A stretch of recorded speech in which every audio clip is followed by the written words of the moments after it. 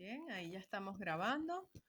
Fíjense, la tercera clase estaba conformada o está conformada por lo que es el sistema inmunológico y sistema respiratorio. Todo lo del sistema inmunológico lo vimos y estamos viendo también parte de lo que es el aparato respiratorio. Sin embargo, recuerdo que me dijeron que si podíamos hacer un repaso porque hubo algunas interrupciones en el audio. Entonces vamos a repasar a partir del aparato respiratorio, terminamos con esto y luego pasamos a la cuarta clase que es digestivo y enfermedades de los sentidos. Repasando, ¿verdad? Tenemos que el aparato respiratorio es el que se encarga de proporcionar oxígeno a las células de nuestro organismo. ¿Ok? El oxígeno entra a través del aire, va a los pulmones, en los pulmones ocurre el intercambio gaseoso y de esa manera ingresa oxígeno a la sangre y la sangre puede eliminar el dióxido de carbono, que es un producto de desecho del funcionamiento de la célula. Todo este proceso donde se introduce oxígeno a nuestro organismo y se elimina dióxido de carbono es lo que se conoce con el nombre de respiración. El aparato respiratorio está formado por las fosas nasales que están en la nariz. Luego tenemos el aire que va a la faringe, de la faringe pasa a la laringe, de la laringe a la tráquea a nivel del pecho, en la caja torácica, se divide en dos, que son el bronquio derecho y el bronquio izquierdo. Cada bronquio ingresa al pulmón derecho y al pulmón izquierdo, y aquí en los pulmones vamos a tener a los alvéolos, que son estas estructuras en forma de racimos de uva, formados por una capa de células muy delgaditas, y allí es donde se produce el intercambio gaseoso. Alrededor de los alvéolos, como vemos acá, hay arterias y venas que permiten el paso de la sangre alrededor de los alvéolos. Cuando la sangre pasa por los vasos sanguíneos alrededor de los alvéolos, ocurre esto. El oxígeno ingresa a la sangre y se deposita en la hemoglobina, y el dióxido de carbono que está en la sangre pasa hacia los alvéolos. Y ese dióxido de carbono es el que luego nosotros eliminamos cuando exhalamos aire. El recorrido que hace el aire al ingresar en nuestro organismo es nariz, de nariz pasa a faringe, de faringe a laringe, luego a la tráquea, de la tráquea a los bronquios, y ya estando en los bronquios el aire se deposita en los pulmones y a nivel de los alvéolos es que ocurre el intercambio gaseoso. El dióxido de carbono que la sangre deja en los alvéolos, entonces sigue el recorrido contrario, que es alvéolo, bronquio, tráquea, luego laringe, faringe y fosas nasales, donde a través de ellas nosotros eliminamos ese dióxido de carbono. Vamos a ver las patologías más frecuentes del sistema respiratorio. Tenemos en primer lugar el asma. Es una enfermedad crónica, no se va a curar, pero se puede controlar y consiste en una inflamación de las vías aéreas respiratorias. Aquí tenemos unos bronquios inflamados. Fíjense que el espacio que queda para que pase aire es mínimo, mientras que estos son desinflamados. Acá está la luz bastante grande por donde pasa el aire, y acá tenemos los bronquios inflamados, donde observamos el ligero agujero que queda para la entrada de aire. Cuando hay asma, estos bronquios se tornan sensibles e inflamados.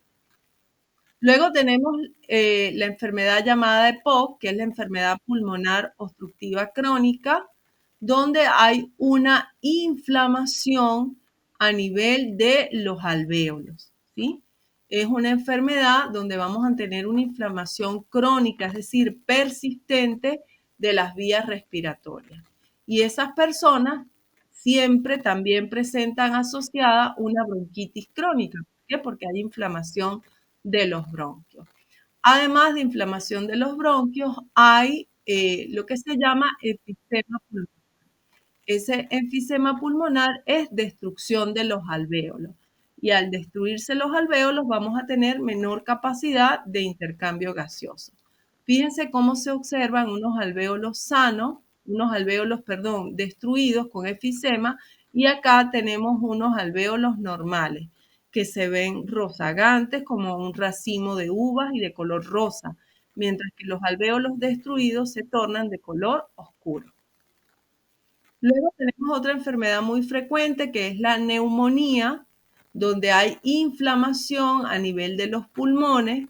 Esta inflamación puede ser causada por algún agente infeccioso como un virus, una bacteria, un hongo. Esta infección produce en el paciente fiebre muy alta, escalofrío, dolor intenso del lado donde esté afectado los pulmones. También se presenta mucha tos y expectoración. Cuando hay neumonía, está muy comprometida la respiración del paciente. Es decir, el paciente se torna como cansado, con falta de aire, porque justamente los pulmones no están cumpliendo bien su función de intercambio gaseoso. Además de la neumonía, tenemos también las bronquitis, donde hay inflamación de los bronquios, ¿sí? Esta inflamación de los bronquios, por supuesto, como hemos hablado, disminuye el paso del aire hacia los pulmones y esto hace que nuestras células tengan menor cantidad de oxígeno disponible. La bronquitis también produce tos y mucosidad. Esto hace, ¿verdad? La mezcla de todos estos síntomas hace que el paciente tenga dificultad para respirar, jadeo y que sienta una presión en el pecho, justamente por esa dificultad que presenta el aire para ingresar al organismo. Tenemos unas enfermedades del sistema respiratorio menos graves como la rinosinusitis, la laringitis. En la rinosinusitis vamos a tener una inflamación de la mucosa de la cavidad nasal y de los senos paranasales. Los senos paranasales son estos agujeros que hay en los huesos de la cara. Eso es lo que se llaman los senos paranasales.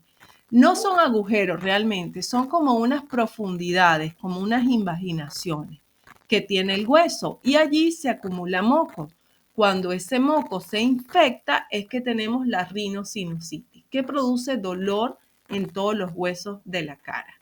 Y muchas veces es necesaria incluso la administración de antibióticos. Por otro lado, tenemos también la laringitis, que es una inflamación que presentan las cuerdas vocales y los tejidos que están adyacentes a esas cuerdas vocales. Fíjense cómo se observan unas cuerdas vocales normales, ¿verdad? Bastante delgaditas y cuando están inflamadas se tornan más gruesas y enrojecidas. Y eso es lo que hace que cuando hay laringitis la persona hable con un tono de voz más grueso, que es lo que nosotros llamamos afónico. Esta laringitis puede ser aguda si dura menos de 3 semanas o crónica si tiene una duración de 3 semanas o más. Bien, déjenme ver, parece que hay alguien. Karen levantó la mano, te escucho, Karen. Hola.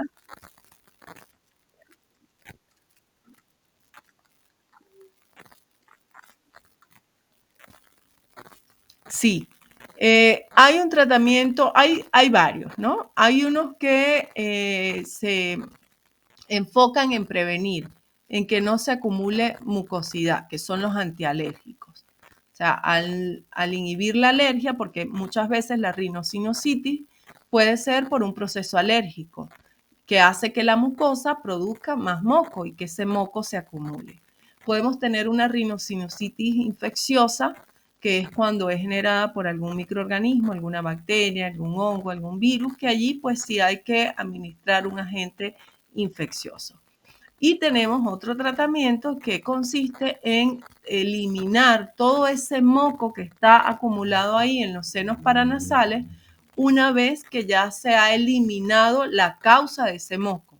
Es decir, ya se eliminó la alergia o se eliminó el agente infeccioso. Entonces allí hay tratamientos que son a través de inhalaciones, de vapores calientes, algunos, para eliminar todo ese moco que queda acumulado allí y que de esa manera ya no se vuelva a presentar. No sé si te refieres a ese tratamiento, Karen.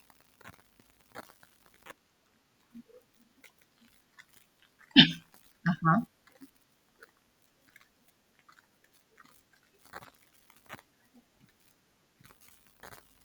Ah, no, pero esa es otra cosa.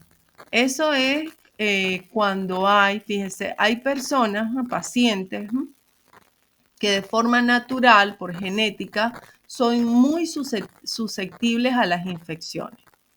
Los primeros filtros que tenemos nosotros en las vías respiratorias para retener agentes infecciosos son las amígdalas. ¿Ok? Hay pacientes que constantemente están presentando amigdalitis. Amigdalitis es cuando hay inflamación de las amígdalas, pueden ser por frío, por polvo o por también algún agente infeccioso. Entonces llega un momento que esa inflamación de las amígdalas se hace tan frecuente que es necesario sacar las amígdalas porque están constantemente infectándose. Las amígdalas pueden generar también la rinosinusitis, porque si la infección logra sobrepasar las amígdalas, va a tomar también la mucosa de las vías respiratorias y eso puede generar rinosinusitis. Entonces, si la rinosinusitis viene dada por las amígdalas, si esa es la causa, al extirpar las amígdalas, pues también la rinosinusitis va a ceder, pero no es la causa más frecuente de rinosinusitis. ¿Sí? Tatiana había levantado la mano también. ¿Te escucho?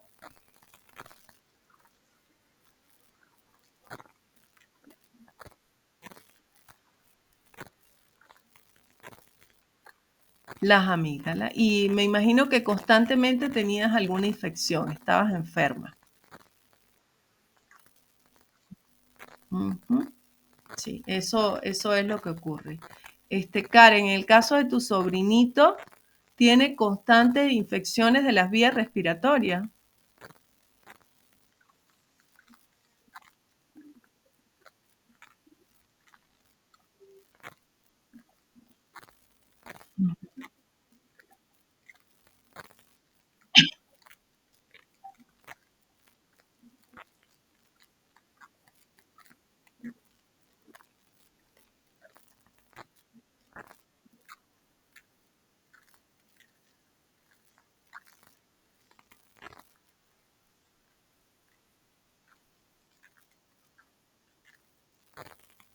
Pero, qué le plantearon a tu sobrino? ¿Extirpar las amígdalas?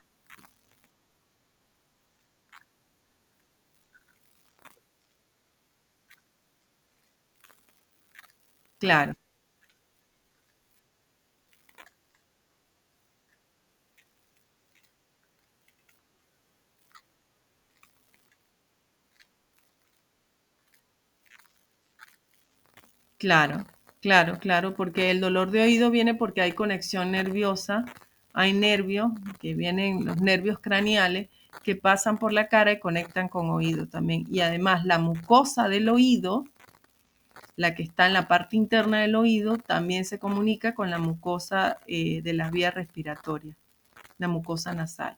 Entonces, si hay infección allí, también puede llegar al oído. Y ahí genera la inflamación, la infección y el dolor también. Ujú.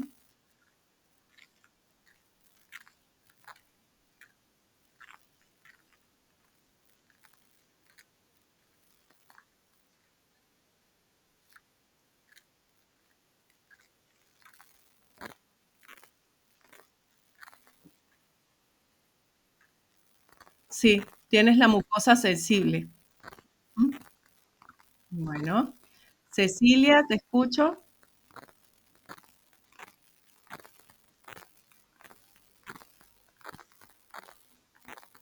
Bien, Cecilia había levantado la mano, pero como que no me escucha.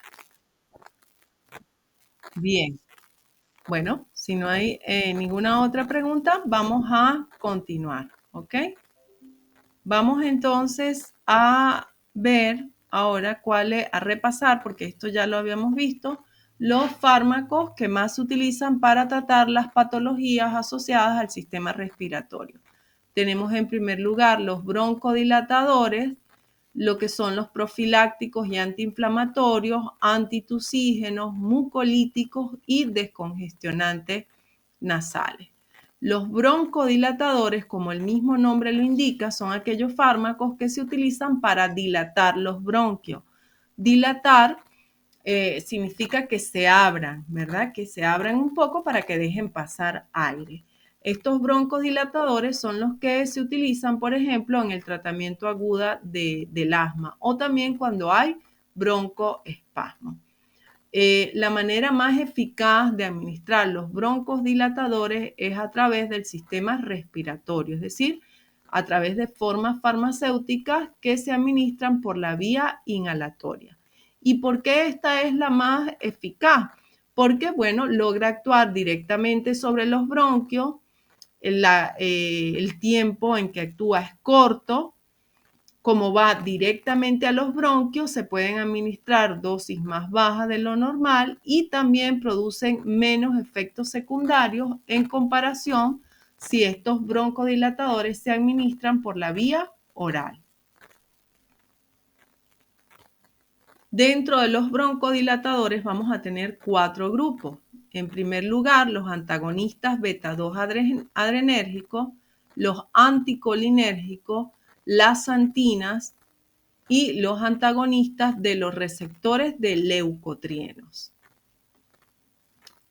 Dentro de los broncodilatadores que son agonistas beta-2 adrenérgicos, tenemos el salbutamol, la terbutalina, el salmeterol, el formoterol, estos son los más usados. Dentro de ellos vamos a tener los de corta duración, allí están el salbutamol y la terbutalina. Mientras que los de larga duración tenemos el salmeterol y el formoterol. Estos agonistas beta-2 adrenérgicos suelen administrarse por la vía inhalatoria, aunque hay algunos que vienen también para administrar por vía oral o por vía parenteral. Dentro de la forma farmacéutica más común para la vía inhalatoria tenemos el cartucho presurizado como el que tenemos acá en la imagen. Cuando hay una crisis asmática, los broncodilatadores de este tipo más adecuados son el salbutamol y la terbutalina, que son de corta duración y permiten actuar rápidamente sobre el paciente que tiene la crisis asmática. Cuando en el adulto hay un asma persistente, o sea que siempre está allí, pero leve, ¿verdad? Resulta beneficioso mezclar el tratamiento con glucocorticoides inhalados, que siempre se manda porque son antiinflamatorios de las vías respiratorias, mezclarlo con un poco de un broncodilatador, como por ejemplo el salmeterol y el formoterol. Esta combinación es muy beneficiosa. Incluso los médicos han reportado que es mejor mezclar un glucocorticoide con un broncodilatador que aumentar la dosis del glucocorticoide. Es decir, se observan mejores resultados. Sin embargo, estos agonistas beta-2 adrenérgicos tienen algunos efectos secundarios que deben tomarse en cuenta. Por ejemplo, la persona, el paciente, puede sentir temblor, nerviosismo, palpitaciones, aumento de la frecuencia cardíaca, dolor de cabeza y tenemos la ventaja que estos efectos desaparecen rápidamente. Sin embargo, recordemos que los efectos secundarios dependen mucho del paciente. Hay algunos pacientes que no sienten nada de eso, hay otros pacientes que lo sienten todo. ¿Bien? Entonces depende mucho de la genética. Entre algunas de las consideraciones especiales que deben tenerse con este tipo de fármaco es que no se deben usar productos que contengan cafeína cuando se haya ingerido algún agonista beta-2 adrenérgico. ¿Por qué? Porque la cafeína potencia su acción. Igualmente, no se recomienda el uso de este tipo de broncodilatadores en pacientes que tengan o hayan presentado arritmias cardíacas o infartos del miocardio. ¿Por qué? Porque estos agonistas beta-2 adrenérgicos actúan sobre los receptores que se llaman beta-adrenérgicos y ellos aumentan la frecuencia cardíaca y la frecuencia respiratoria. Y esto no conviene en pacientes que hayan sufrido un infarto o que tengan arritmia. Dentro de los broncodilatadores tenemos el otro tipo que son los anticolinérgicos. Dentro de ellos el representante más usado es el bromuro de ipratropio.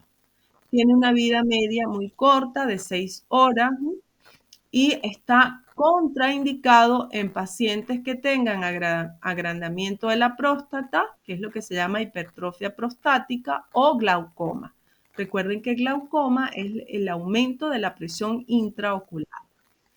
¿Por qué están contraindicados? Porque justamente ellos actúan sobre unos receptores que se llaman colinérgicos que afectan el volumen de la próstata y también afectan la presión dentro del ojo.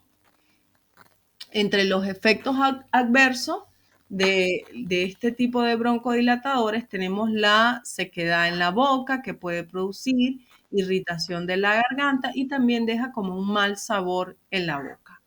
En algunos casos pueden generar retención urinaria y estreñimiento, aunque esto no es muy frecuente, pero bueno, se ha reportado.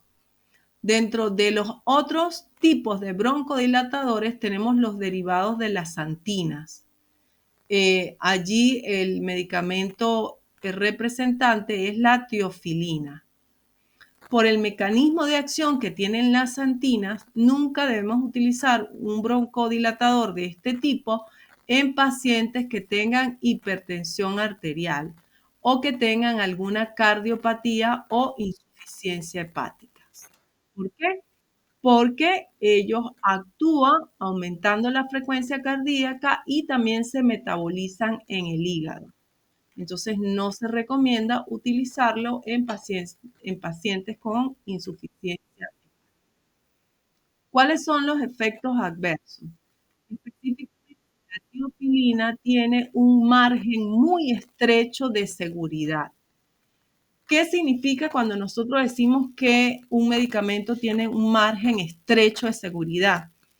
Que fácilmente, en cuestión de miligramos, podemos pasar de una dosis terapéutica a una dosis tóxica, ¿sí? Entonces, con este tipo de medicamentos hay que manejarse con sumo cuidado, porque por un ligero error de dosis podemos intoxicar al paciente. Además de eso, la tiofilina también interacciona con otros fármacos y esa interacción hace que sus efectos se potencien y esto puede ser perjudicial para el paciente. Entonces, con las santinas hay que manejarse con mucho cuidado. Generalmente se dejan como medicamentos de segunda línea cuando alguno de los otros broncodilatadores por alguna razón no pueden usarse. Luego tenemos lo que son los antagonistas de los receptores de leucotrieno, que estos medicamentos se usan para prevenir, no se usan para curar, ni para manejar crisis asmáticas, no. Se utilizan para prevenir futuras crisis asmáticas, ¿ok? Dentro de ellos tenemos lo que es el monteculaz, el sarticulaz. Ellos se toman durante un mes, 2 meses, ¿no? Y luego se descansa durante un mes y luego se vuelven a tomar. Ellos tienen algunos efectos adversos, pero mínimos, no son importantes, como sequedad de la boca, tos, algunas molestias gastrointestinales y dolor de cabeza. Esto es todo lo relacionado a los broncodilatadores. Luego entramos al segundo grupo de fármacos que se utilizan a nivel del sistema respiratorio, como son los profilácticos y antiinflamatorios. Recuerden que hay muchas de estas enfermedades del sistema respiratorio que se producen por inflamación, bien sea de la mucosa, bien sea de los bronquios, bien sea de las vías aéreas respiratorias, etc. Dentro de los profilácticos y antiinflamatorios vamos a tener los estabilizadores de los mastocitos. ¿Qué son los mastocitos? Son las células que participan durante la inflamación, durante el proceso inflamatorio. Dentro de estos tenemos lo que es el cromoglicato sódico, el nedocromil, y suelen utilizarse cuando hay crisis asmática, pero en pacientes menores de 20 años. ¿Ok? Ya en adultos más de mayor edad no son tan efectivos. Ellos tienen una vida media muy corta de solo 80 minutos. Esto hace que se tengan que administrar por vía inhalatoria varias veces al día, aproximadamente entre 4 y 6 veces al día. Dentro de estos profilácticos y antiinflamatorios tenemos otro grupo muy importante que es muy utilizado, que son los glucocorticoides, que se administran tanto por vía oral como por vía inhalatoria. Tenemos entre ellos lo que es la beclometasona, fluticasona, budesonida y prednisona. Ellos son muy efectivos para desinflamar las vías respiratorias aéreas cuando se administran por vía inhalatoria. De hecho, son los más efectivos y se utilizan mucho en crisis asmáticas. ¿Cuáles son las consideraciones especiales que debemos tener en cuenta para administrar un glucocorticoide por vía inhalatoria? Cuando ellos se administren, ¿verdad? Combinado con un broncodilatador, siempre se debe administrar en primer lugar el broncodilatador. Es decir, se inhala primero el broncodilatador. ¿Por qué? Porque si se hace al contrario, se puede, el glucocorticoide puede inhibir un poco la absorción del broncodilatador. Entonces, primero siempre el broncodilatador. Es muy importante algo, chicos. Los glucocorticoides tienden a acumular azúcar alrededor de las mucosas, alrededor de las células. Esto hace que si nosotros inhalamos un glucocorticoide y no nos enjuagamos la boca, ese azúcar que acumulan allí los glucocorticoides representan un alimento para hongos y bacterias. Y entonces, si utilizamos por varios días un glucocorticoide y luego de usarlo no nos enjuagamos la boca, podemos tener un hongo en la boca, pueden salir aftas, llagas, etc. Entonces, siempre debemos indicarle al paciente que luego de administrarse el esteroide inhalado, es decir, el glucocorticoide, se enjuague la boca con algún antiséptico bucal. Incluso con agua sirve, pero con agua tenemos que hacerlo varias veces, ¿sí? Lo importante es asegurarnos de que no quede en la mucosa glucocorticoide, no quede medicamento. Otra consideración muy importante es que los glucocorticoides pueden producir hiperglucemia, es decir, aumento de la concentración de azúcar en sangre. Y si la persona es diabética, este factor es importante y debe tener en cuenta el médico que lo recete que ese glucocorticoide puede incidir en lo que es el control de la glicemia. Además, ellos deben ser administrados mediante dispositivos de inhalación especiales. Algunos vienen solo para cartucho presurizado y otros vienen para utilizar además una cámara de nebulización que se acopla al cartucho. Son unos recipientes plásticos. que hacen que la inhalación del glucocorticoide sea más efectiva. Antitusígenos. Como el mismo nombre lo indica, los antitusígenos se utilizan para cortar la tos, ¿verdad? Dentro de ellos tenemos grupos también. Uno de los grupos son los opioides. Ellos son los más eficaces de todos. ¿Por qué? Porque actúan directamente sobre el sistema nervioso central donde está el reflejo de la tos y actúan inhibiendo directamente el reflejo de la tos. El más común de los antitusígenos del grupo de los opioides es la codeína. Para nosotros poder vender en la farmacia un jarabe que tenga codeína, el paciente tiene que presentar receta médica. ¿Por qué? Porque la codeína, al ser un derivado del opio, también es utilizado como una droga y la utilizan para mezclar con alcohol y bueno, buscar efectos parecidos a lo que produce la marihuana, la cocaína, etc. Entonces, no podemos vender en las farmacias jarabe con codeína sin una receta médica, porque es un medicamento controlado. Nosotros como prestadores de salud tenemos que estar muy atentos a el tipo de paciente que va a buscar siempre estos jarabes. Si siempre va la misma persona muy frecuentemente a buscar jarabe de codeína, tiene esto que llamarnos la atención. Tenemos que verificar si la receta es verdadera, si no es falsa, y tratar de indagar con este paciente por qué le envían tanto este jarabe. Por lo mismo que le estoy explicando, porque a veces falsifican recetas médicas, consiguen recetas médicas con amigos que tengan acceso a algún médico y resulta que lo están usando con otros fines. Y no es solo lo que las drogas producen al paciente propiamente, sino también lo que el paciente, el daño social que puede hacer ese paciente sobre las personas que están a su alrededor.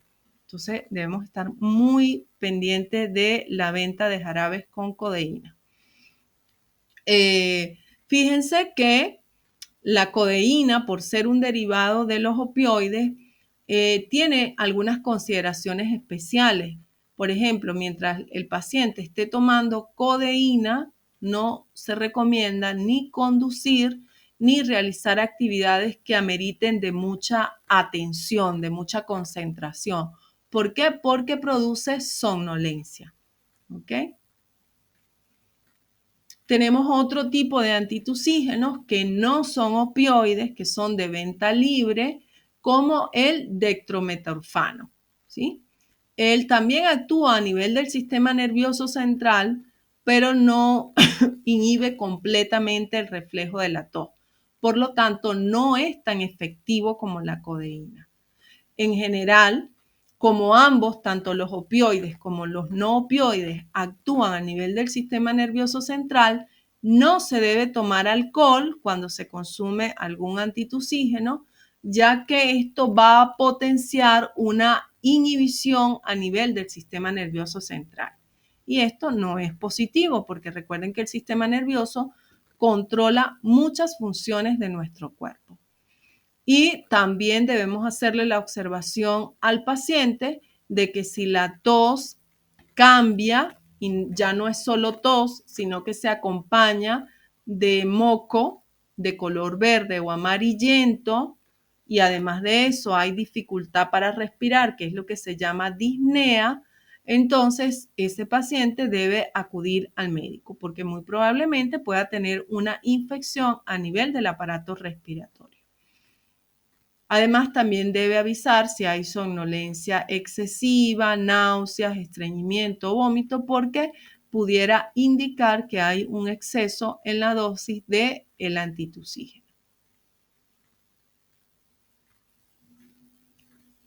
Bien, tenemos como cuarto grupo de los fármacos que se utilizan a nivel del sistema respiratorio los mucolíticos.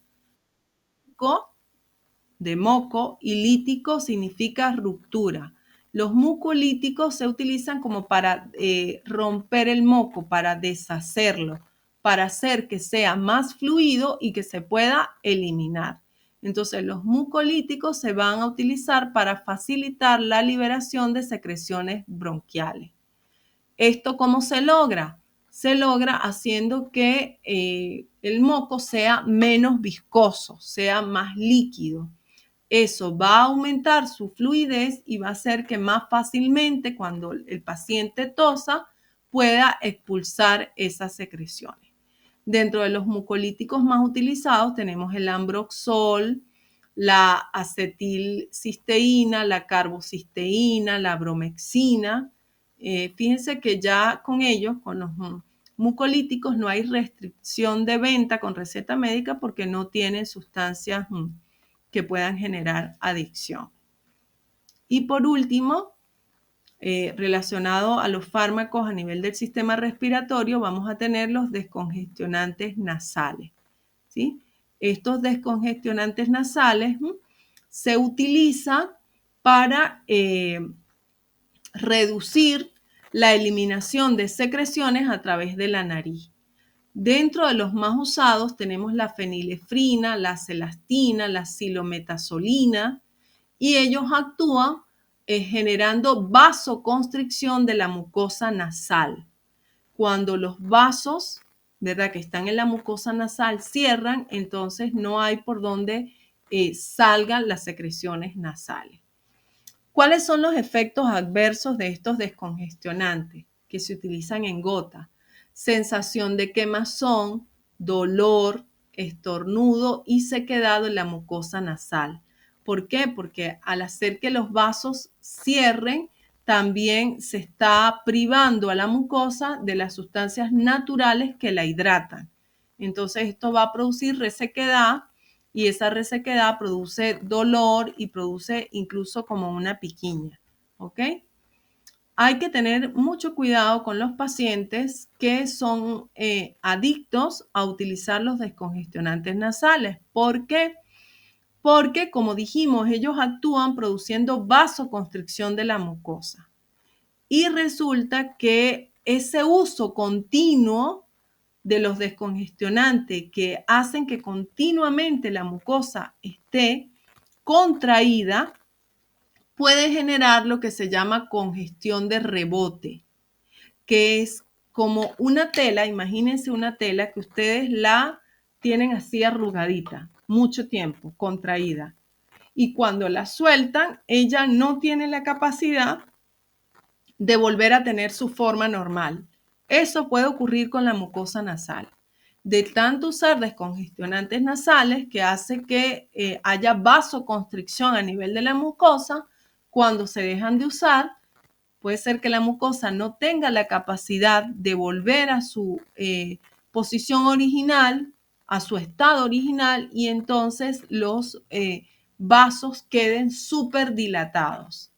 Y allí ya va a haber entonces una congestión crónica y esto no es reversible, ya esto se queda así. Entonces el paciente permanentemente va a estar goteando por la nariz. ¿Por qué? Porque la mucosa, los vasos se dañaron, ya no tienen la posibilidad de volver a su estado original. Y esta congestión permanente de la nariz puede traer como consecuencia una rinitis atrófica o una sinusitis, porque constantemente hay moco allí que se va a estar acumulando y se puede infectar. Esto es lo correspondiente, chicos, a el sistema respiratorio. ¿Hay alguna pregunta, alguna duda hasta acá?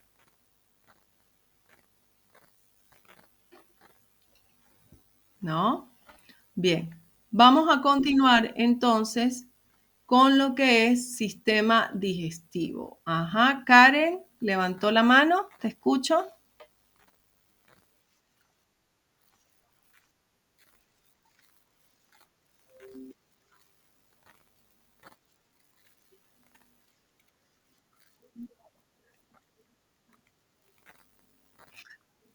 No, mira, hay unos que vienen para destapar la nariz que son solo solución fisiológica.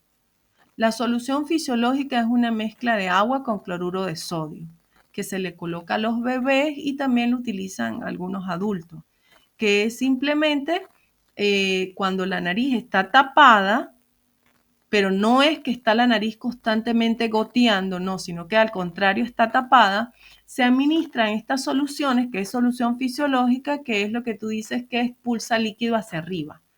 Ese líquido es solución fisiológica que va a una alta presión para remover el tapón de moco que nos esté tapando la nariz. Eso no produce ningún daño, porque ese líquido es solo solución fisiológica. Y lo que hace es que remueve el tapón de moco y lo disuelve, más nada. Ahí no, la solución fisiológica no actúa sobre los vasos que están en la mucosa nasal. En cambio, los descongestionantes nasales, como la fenilefrina, difenhidramina, sí producen vasoconstricción y son los que pueden presentar el efecto rebote. Bien, a la orden. Igual a los bebés, los que se les coloca a los recién nacidos es solución fisiológica, jamás un descongestionante nasal. Nunca. Bien. Continuamos entonces con lo correspondiente a sistema digestivo. La parte del sistema digestivo no es tan extensa porque es bastante puntual. Fíjense, el sistema digestivo es el sistema que se encarga de realizar todos los procedimientos para que nosotros, a partir de los alimentos, podamos obtener nutrientes, esos nutrientes ser absorbidos para que la persona pueda tener energía y el desecho de los alimentos, es decir, lo que no se puede aprovechar, lo que ya no tiene nada de nutrientes, se elimina a través de las heces. El sistema digestivo está formado por la boca, por donde ingresan los alimentos, las glándulas salivales que producen la saliva que permiten hidratar los alimentos, la faringe, que es un sitio de paso de los alimentos para luego ir al esófago. El esófago es un tubo musculoso que lleva los alimentos hasta el estómago. En el estómago se encuentran los jugos gástricos formados por ácido clorhídrico y varias enzimas que se encargan de digerir los alimentos. La digestión consiste en transformar las moléculas grandes de los alimentos en moléculas más pequeñas. ¿Y por qué necesitamos que sean pequeñas? Porque luego en el intestino delgado esos nutrientes se tienen que absorber. Entonces, del estómago, los alimentos pasan al intestino delgado. En el intestino delgado, el hígado y el páncreas, que son dos glándulas anexas, liberan. El hígado libera bilis. Esa bilis se necesita para terminar la digestión de alimentos que sean muy grasosos, con un alto contenido de grasa. Mientras que el páncreas envía al intestino delgado lo que son las enzimas pancreáticas, ¿ok? Esas enzimas pancreáticas son necesarias para finalizar la digestión de algunos alimentos. Luego que los alimentos están en el intestino delgado, fíjense que el intestino delgado es muy largo. Tiene aproximadamente entre 7 y 8 metros. Por eso tiene esta disposición así, apilada, para que pueda estar en un pequeño espacio, porque es muy largo. A medida que los alimentos recorren todo el intestino delgado, se van absorbiendo los nutrientes de esos alimentos. Luego, lo que ya queda, luego de toda la absorción en el intestino delgado, pasa al intestino grueso, que ya son los desechos. En el intestino grueso, que es el otro componente del sistema digestivo, allí se absorben las sustancias que se pueden reciclar, como el agua, como algunas vitaminas, como los minerales, y cuando se absorbe el agua, esos desechos se compactan y forman una masa sólida que son las heces, es decir, la materia fecal. Y luego esa materia fecal pasa a la última porción del intestino grueso, que es el recto, para luego dirigirse hacia el ano, que es un esfínter que nos permite a nosotros eliminar los desechos al exterior. Esa es la conformación y el funcionamiento del sistema digestivo. Fíjense, entre las patologías más frecuentes del sistema digestivo tenemos las úlceras. Las úlceras son agujeros que se abren a lo largo del tubo digestivo. ¿Por qué pueden abrirse estos agujeros? Porque en el estómago tenemos el jugo gástrico. Y ese jugo gástrico está formado por ácido clorhídrico más enzimas. El ácido clorhídrico, como el mismo nombre lo indica, es un ácido muy fuerte, es muy corrosivo.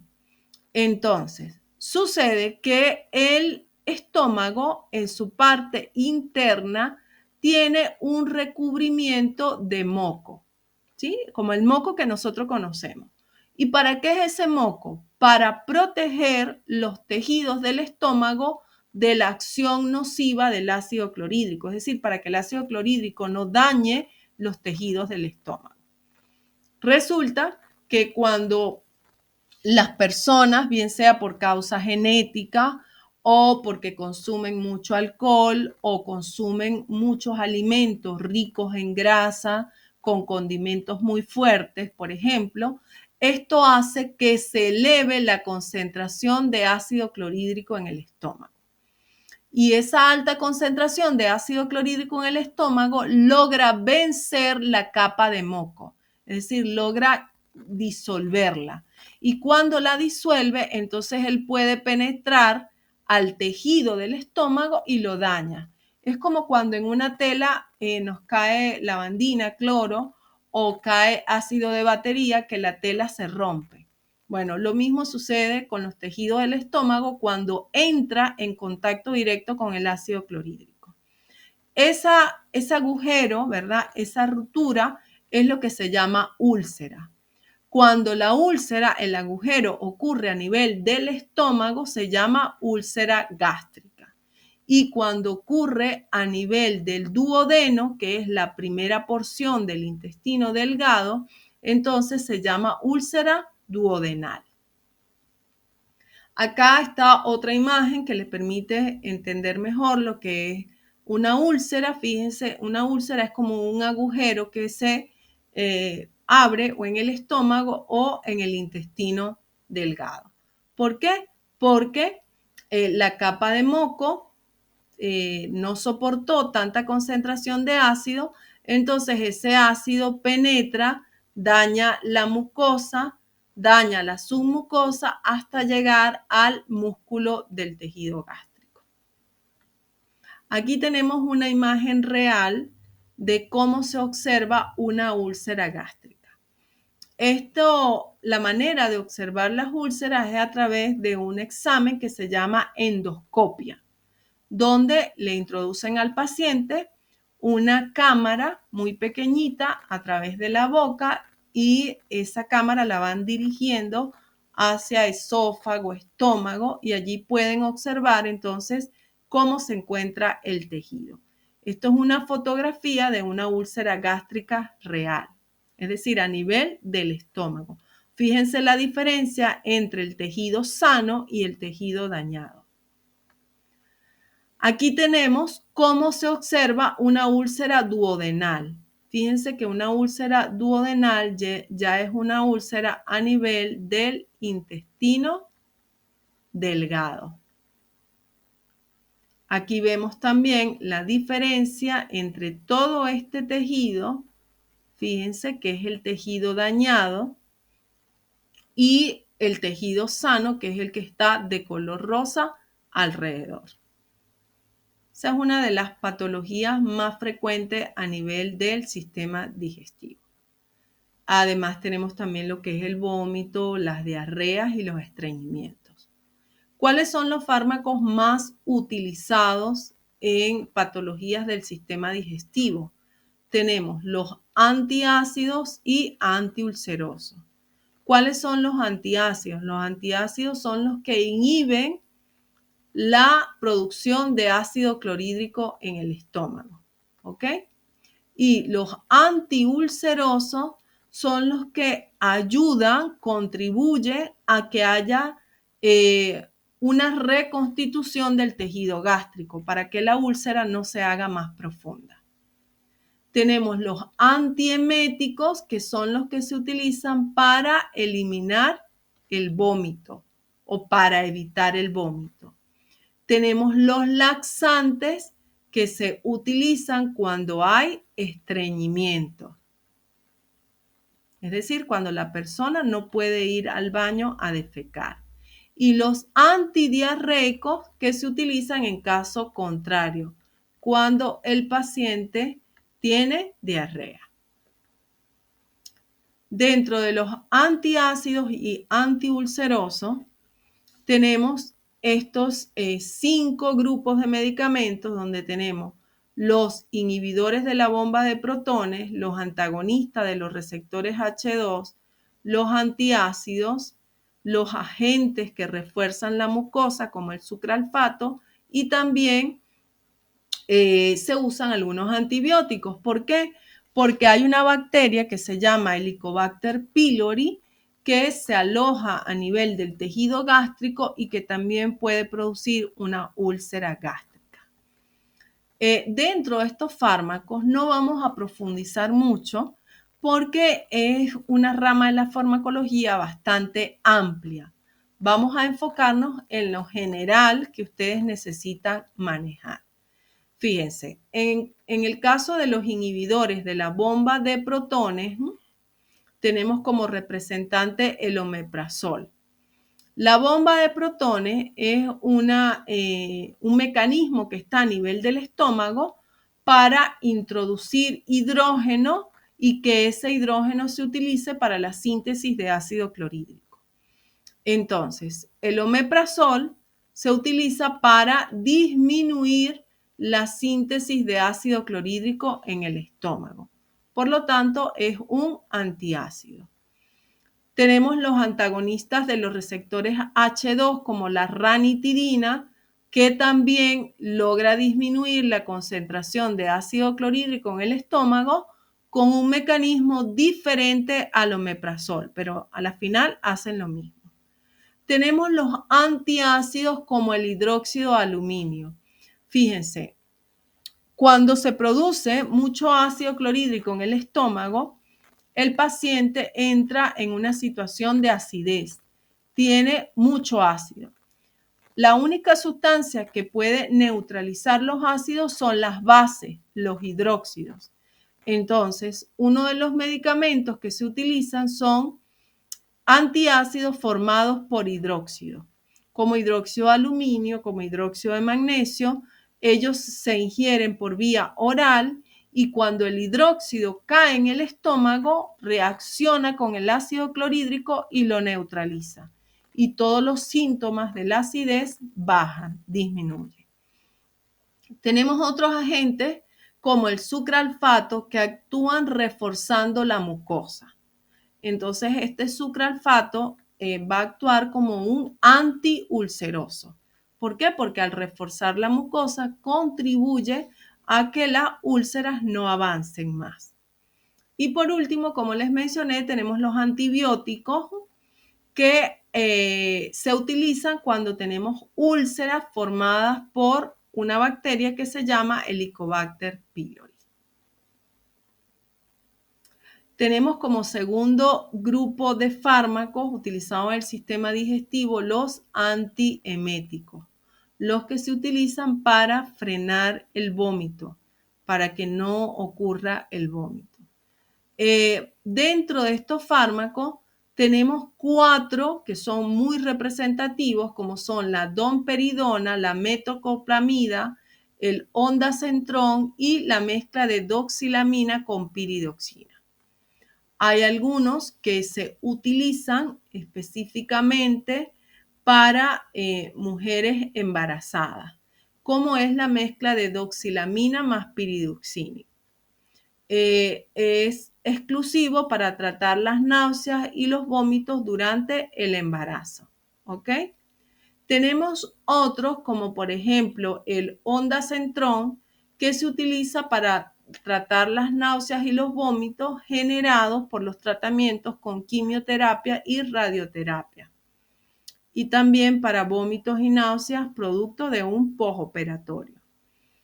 Tenemos también la metoclopramida, que es el antiemético más utilizado en la práctica clínica, o sea, es más de uso general. Sirve para postoperatorio, sirve también para pacientes que estén recibiendo tratamiento de quimio o de radioterapia, mas no se recomienda en embarazadas, ¿sí? Y tenemos la domperidona, que se utiliza más que todo para aliviar los síntomas de náuseas y de vómitos, para aliviar los síntomas, más no para prevenirlo, ¿ok? Ni para eliminarlo, sino para aliviar los síntomas. Entonces, cada uno tiene un uso específico y tienen mecanismos de acción diferentes, que no voy a profundizar en eso porque eso ya es más de farmacología. Bien. Y por último, tenemos los laxantes, que son también de uso muy frecuente. Vamos a tener diferentes tipos de laxantes, es decir, diferentes mecanismos de acción. Tenemos los que forman volumen, es decir, los que le dan volumen a las heces para que puedan salir, como por ejemplo el salvado, la metilcelulosa. Tenemos laxantes osmóticos. Los laxantes osmóticos actúan atrayendo agua hacia el intestino grueso, para que de esa manera la materia fecal se ablande y entonces pueda salir. Recordemos que los laxantes los vamos a utilizar cuando, por supuesto, hay estreñimiento. Es decir, que la persona, no, el paciente, no ha podido ir al baño durante varios días. O también se utilizan laxantes cuando el paciente se está preparando para una intervención quirúrgica. Otro grupo de laxantes son los laxantes salinos, como los citratos y los sulfatos, que lo que hacen es aumentar la concentración de sal a nivel del intestino grueso, y eso atrae agua, y el agua pues va a ablandar la materia fecal y va a hacer que el paciente pueda ir al baño. Tenemos los laxantes estimulantes, como el bisacodilo, el aceite de ricino. Estos laxantes son palabras mayores. ¿Por qué? Porque ellos actúan directamente sobre el sistema nervioso entérico, es decir, el sistema nervioso que regula el movimiento del intestino. Entonces, estos laxantes son sumamente potentes y hacen que la persona casi que inmediatamente vaya al baño de una forma violenta. Por lo tanto, solo se utilizan en situaciones particulares. Tenemos los lubricantes como la parafina líquida y los emolientes como el docusato, que hacen que la mucosa del intestino grueso se vuelva más resbaladiza, como más babosa, más hidratada, para favorecer la salida de la materia fecal. Y por último tenemos los laxantes de uso rectal, que son más que todo los que se utilizan para preparar a un paciente que va a ir a una intervención quirúrgica. Son los que nosotros llamamos enema, que vienen en una botella de plástico. Es un recipiente especial, está la botella de plástico más o menos así, y trae un pico que permite la administración del líquido a través del recto. Y ese líquido hace que toda la materia fecal que pueda estar en el intestino grueso sea eliminada. Bien, esto es lo referente, chicos, a sistema digestivo. Quiero saber si hay alguna pregunta o alguna duda al respecto. Los escucho.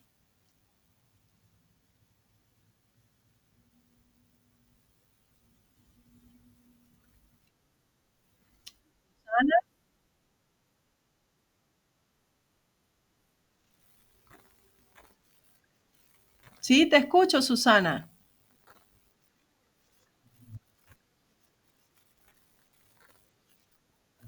Claro, porque toda la producción de ácido clorhídrico en el estómago está regulada también por el sistema nervioso.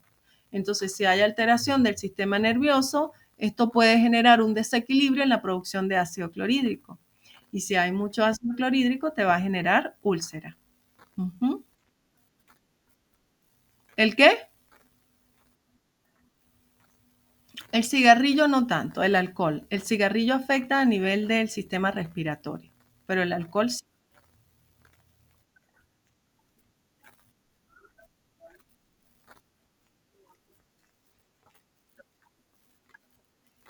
Bueno, ahí la úlcera puede venir más por la parte nerviosa que por el cigarrillo, porque la nicotina, todas las toxinas del cigarrillo no llegan a estómago, no llegan a alterar nada del estómago. Lo que sí es que se depositan en los pulmones y bueno, ahí sí causan estragos. Pero más que por eso que me cuentas, la úlcera puede venir es por la parte nerviosa, más que por el cigarrillo.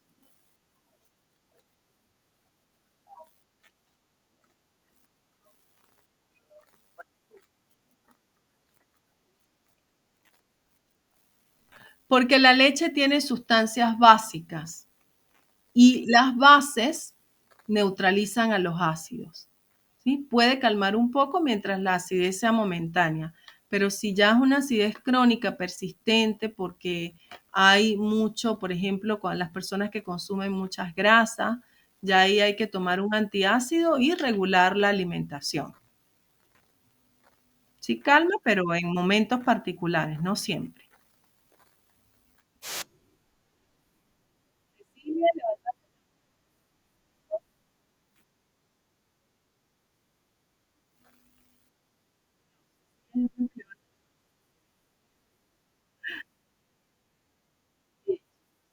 Entonces, cortamos esta grabación